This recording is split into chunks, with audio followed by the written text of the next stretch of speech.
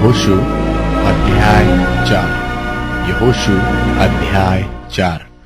जब उस सारी जाति के लोग यरदन के पार उतर चुके, तब यहोवा ने यहोशू से कहा, प्रजा में से 12 पुरुष अर्थात गोत्र पीछे एक एक पुरुष को चुन लेना।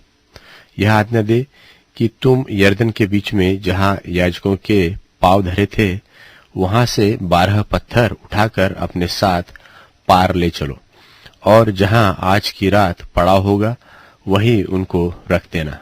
तब यहोशू ने उन 12 पुरुषों को, जिन्हें उसने इस्राएलियों के प्रत्येक गोत्र में से छांटकर ठहरा रखा था, बुलवाकर कहा, तुम अपने परमेश्वर यहोवा के संदूक के आगे यरदन के बीच में जाकर इस्राएलियों के गोत्रों की गिनती के अनुसार एक एक पत्थर उठाकर अपने अपने कंधे पर रखो, जिससे यह तुम लोगों के बीच चिन्हानी ठहरे।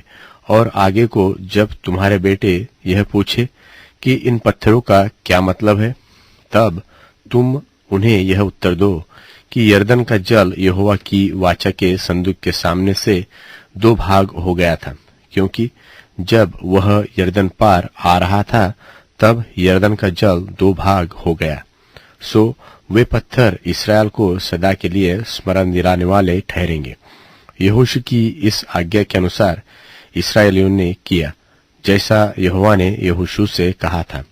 वैसा ही उन्होंने इस्राएली गोत्रों की गिनती के अनुसार 12 पत्थर यरदन के बीच में से उठा लिए और उनको अपने साथ ले जाकर पड़ाव में रख दिया।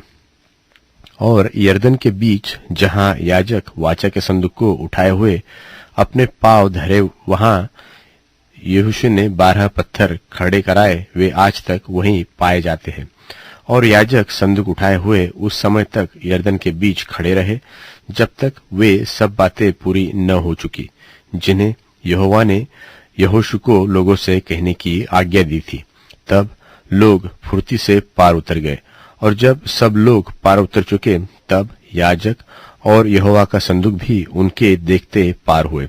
और रूबेनी, गादी और मनश्शे के आधे गोत्र के लोग मूसा के कहने के अनुसार इस्राएलियों के आगे पांति बांधे हुए पार गए। अर्थात कोई 40,000 पुरुष युद्ध के हथियार बांधे हुए संग्राम करने के लिए यहोवा के सामने पार उतरकर यरीहो के पास के अराबा में पहुंचे। उस दिन यहोवा ने सब इस्राएलियों के सामने यहोशू की महिमा बढ़ाई, और जैसे वे मूसा का भय मानते थे, वैसे ही यहोशू का भी भय उसके जीवन भर मानते रहे। और यहोवा ने यहोशू से कहा कि साक्षी का संदूक उठाने वाले याजकों को आज्ञा दे कि यरदन में से निकल आए। तो यहोशू ने याजकों को आज्ञा दी कि यरदन में से निकल आओ। और जो ही यहोवा की वाचा का संदूक उठाने वाले याजक यरदन के बीच में से निकल आए और उनके पांव स्थल पर पड़े, त्यों ही यरदन का जल अपने स्थान पर आ गया और पहले की नाई करोड़ों के ऊपर फिर बहने लगा। पहले महीने के 10वें दिन को प्रजा के लोगों ने यरदन में से निकलकर यरीहो के पूर्वी सिवाने पर गिलगाल में अपने डेरे डाले। और जो 12 पत्थर यरदन में से निकाल लाए थे, उनको यहोशू ने गिलगाल में खड़े किए।